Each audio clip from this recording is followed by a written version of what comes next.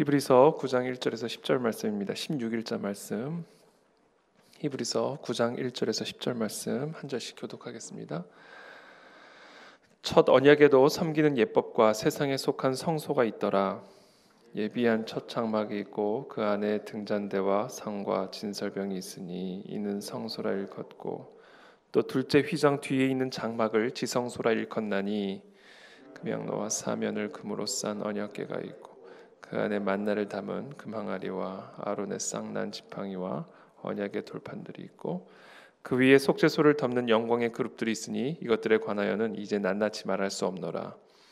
이 모든 것을 이같이 예비하였으니 제사장들이 항상 첫 장막에 들어가 섬기는 예식을 행하고 오직 둘째 장막은 대제사장이 홀로 1년에 한 번 들어가되 자기와 백성의 허물을 위하여 드리는 피 없이는 아니하나니 성령이 이로써 보이신 것은 첫 장막이 서 있을 동안에는 성소에 들어가는 길이 아직 나타나지 아니한 것이라. 이 장막은 현재까지의 비유니 이에 따라 드리는 예물과 제사는 섬기는 자를 그 양심상 온전하게 할 수 없나니 이런 것은 먹고 마시는 것과 여러 가지 씻는 것과 함께 육체의 예법일 뿐이며 개혁할 때까지 맡겨둔 것이니라. 아멘. 이 과거 하나님께서 이 이스라엘 백성들에게 명령하신 이 광야 시절에 하나님께서 이스라엘 백성들에게 명령하신 이 장막 성소와 지성소는 장차 오실 예수 그리스도를 예표하는 예수 그리스도의 그 십자가 제사 화목 제물로 드려지는 그와 같은 예수 그리스도의 피로 드리는 그 제사를 어떻게 보면 예표하는 그런 상징적인 그런 예법이었죠. 그래서 1절부터 보면 첫 언약, 처음에 받았던 그 성막, 장막, 그 언약에도 섬기는 예법과 세상에 속한 성소가 있더라. 예비한 첫 장막이 있고 그 안에 등잔대와 상과 진설병이 있으니 이는 성소라 일컫고 이제 성소에 들어가면 첫 장막이 있는데 그 첫 장막 안에는 이와 같은 등잔대와 상과 진설병이 있는데 그 장소를 성소라 일컬었다 이렇게 얘기합니다. 이 성소라는 뜻은 이제 거룩한 장소라는 의미죠. Holy place. 3절에 또 둘째 휘장 뒤에 있는 두 번째 휘장이 있는데 그 뒤에 있는 장막을 지성소라 일컫나니 이 지성소라는 것은 이제 지극히 거룩한 장소, 그래서 most holy place라고 얘기를 하죠. 지성소라 일컫나니 그 지성소 안에는 금향로와 사면을 금으로 싼 언약궤가 있고 그 언약궤 안에는 만나를 담은 금항아리와 아론의 쌍난 지팡이와 언약의 돌판들이 있었다 이렇게 기록이 되어 있습니다.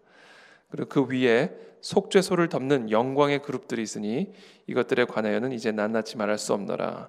이처럼 이 성소, 이 장막 안에 있는 이 성소와 지성소에 대한 설명을 쭉 1절부터 5절까지 나열합니다.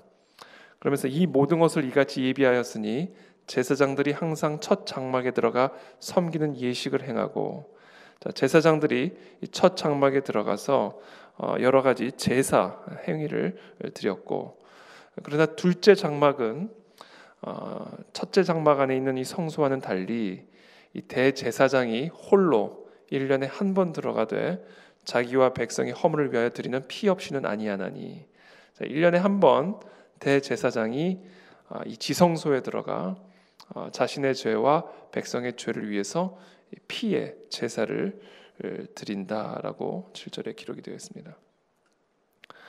자, 이 모든 일들이, 이 모든 제사들이, 이 모든 피의 제사들이 결국 장차 오실 예수 그리스도의 십자가의 보혈의 은혜, 십자가상에서 드려지는 그와 같은 피의 제사를 예표하는 사건이죠.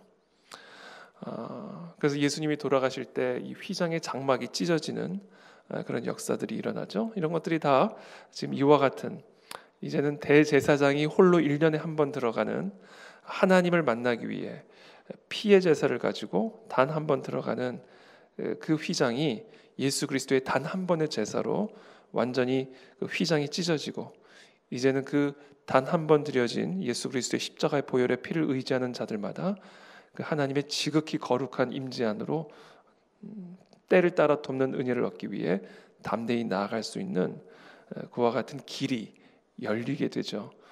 그것이 바로 예수 그리스도의 십자가의 피의 제사고, 바로 지금 말씀드린 이 성소와 지성소, 과거의 첫 언약에 담겨져 있는 이 예법이 예표하고 있는 바다라는 겁니다. 8절에 성령이 이로써 보이신 것은 첫 장막이 서 있을 동안에는 성소에 들어가는 길이 아직 나타나지 아니한 것이라. 이 장막은 현재까지의 비유다라는 얘기를 하는 거죠. 이에 따라 드리는 예물과 제사는 섬기는 자를 그 양심상 온전하게 할 수 없나니 이런 것은 먹고 마시는 것과 여러 가지 씻는 것과 함께 육체의 예법일 뿐이며 개혁할 때까지 맡겨둔 것이니라. 그러니까 제가 지금 계속 말씀드린 것처럼 이 첫 언약에 담겨져 있는 이 성소와 지성소, 그리고 그 안에서 드려지는 제사에 대한 이 모든 예법은 이제 이미 나타나는 거죠. 비유로 나타난 것이고, 그 비유로 나타난 그 옛 장막은, 그리고 그 옛 장막 안에서 드려지는 모든 제사는, 동물의 피로 드려지는 이 모든 제사는 그 섬기는 자나 우리 모두 양심을 온전하게 할 수 없다라는 겁니다. 왜냐하면 비유이기 때문에 그렇다는 것이죠. 그것은 그냥 육체의 예법일 뿐이고 개혁할 때까지 맡겨둔 것이니라. 단순한 예법에 불과하지 그것 자체 안에 진정으로 우리의 양심을 온전하게 할 수 있는 그런 능력과 권능이 담겨져 있는 것은 아니다라는 것이죠. 결국 지금 오늘 이 히브리서의 기자가 오늘 본문에서 이야기하고자 하는 바는 오직 예수 그리스도의 보혈의 피만이 우리의 양심을 온전하게 할 수 있고, 지금 이 모든 첫 언약에서 얘기하는 이 모든 육체의 예법들은 단순한 말 그대로 예법에 불과하지 그것이 진정으로 우리의 양심과 죄를 온전하게 할 수 없다라는 것을 지금 강조하고 있는 것입니다. 그러므로 우리에게 오신 하나님의 아들 대제사장 되신 예수 그리스도, 그분께서 십자가에서 행하신 이 피의 제사를 힘입어 우리 모두가 이 하나님의 이 가장 거룩한 임재 가운데 은혜의 보좌 앞에 담대히 나아가 우리의 양심이 새로워지고 우리의 모든 죄들이 사함을 얻는 그와 같은 구원의 역사를 향해 우리가 나아가야 된다라는 것을, 그 예수 그리스도의 은혜를 붙들라라는 것을 오늘 이 히브리서 기자가 강조하고 있는 겁니다. 이게 사실은 비유잖아요. 지금 어떻게 보면 이게 비유로 하나님이 주신 겁니다. 그래서 이것을 오랜 시간 동안 전통적으로 이 성막과 장막에 대한 하나님의 예법, 율법을 받은 이후로 이스라엘 백성들은 이와 같은 성소와 지성소 안에서 이와 같은 제사를 계속해서 드려왔다란 말이죠. 그래서 이것이 어떻게 보면 그들의 삶의 전통이 되고 뿌리가 되고 피가 되고 살이 되는 아주 익숙한 그런 예법이 되어버린 것이죠. 이런 상황 속에서 하나님의 아들이 오셔서 십자가에서 못 박혀 죽으심을 당하고, 그 예수 그리스도께서 십자가에서 행하신 그 모든 구원의 역사가 과거에 지난 시간 동안 전통적으로 그들이 행해왔던 이와 같은 예법에 비추어 봤을 때 예수 그리스도의 그 십자가의 사역이 그대로 이해가 될 수밖에 없는 것이죠. 바로 이게 예수님이 행하신 일이구나. 이것이 지금 하나님의 아들이 십자가에서 행하신 구원의 역사구나라는 것을 이 과거의 예법을 통하여 충분히 이해할 수 있게 되는 것이죠. 그래서 지금 이 히브리서의 기자는 바로 이 첫 언약에 속해 있는 이 예법에 대한 설명을 통하여 그리스도께서, 대제사장 되신 그리스도께서 자신의 피를 가지고 과거의 대제사장들이 1년에 한 번 지성소에 가지고 들어갔던 그 피의 제사와 같은 그 예수 그리스도의 대제사장의 그 피로 말미암아 우리를 단번에 의롭게 하셨고, 그 피를 의지하는 자들마다 대제사장이 들어갔던 그 하나님의 가장 거룩한 임재 가운데 은혜의 보좌 앞에 담대히 나아갈 수 있는 그런 길이 열렸음을 이렇게 비유적으로 오늘 설명을 해주고 있습니다. 저와 여러분들이 오늘 이 아침에 우리 묵상해야 될 부분은 예수 그리스도의 십자가의 보혈의 은혜를 믿음으로 그 보혈의 능력이 우리의 삶 속에서 효력을 발휘하고, 그렇게 됨으로 말미암아 주의 사함을 누리게 되고 우리의 양심이 새로워지고 온전하게 되어지는 구원의 역사를 체험할 수 있게 된다라는 사실입니다. 로마서에 보면 우리가 그리스도의 죽음과 함께 죽었고 또 그리스도께서 부활하심과 함께 다시 살리심을 얻었고 그렇게 됨으로 말미암아 우리의 옛자는 죽고 이제는 그리스도로 말미암아 새로운 피조물이 되어서 즉 거듭나게 되어서 이제는 그리스도의 백성으로서 하나님의 자녀들로서의 새로운 삶을 살아가게 되었음을 이 로마서가 말씀을 하고 있죠. 그러니까 과거에 예수님께서 십자가에서 못 박혀 죽임을 당하시고 그 다음에 부활하신 이 모든 사건이 지금 오늘날 살아가는 우리들의 삶에 어떻게 효력을 발휘하게 되는가?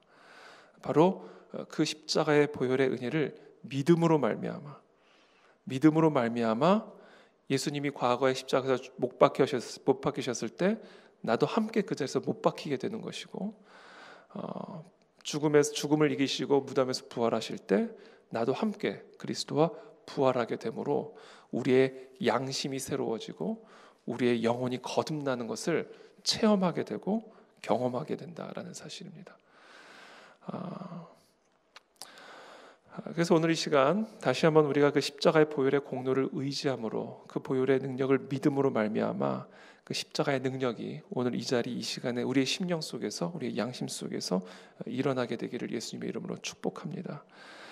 예수 그리스도의 보혈의 피가 우리를 새롭게 하는 것을 저희 여러분들이 믿으심으로 오늘 이 시간 이 새벽에 죄 사함의 은혜와 또 그 죄의 결박으로부터 자유해지는 복음의 능력을 경험하는 이 아침이 되시기를 예수님의 이름으로 축복합니다. 주님, 이 시간 기도합니다. 과거에 이 첫 언약에 속한 이 장막에 대한 하나님의 그 예법이 결코 우리의 양심을 온전하게 할 수 없음을 저희들이 이 시간 다시 한번 기억합니다.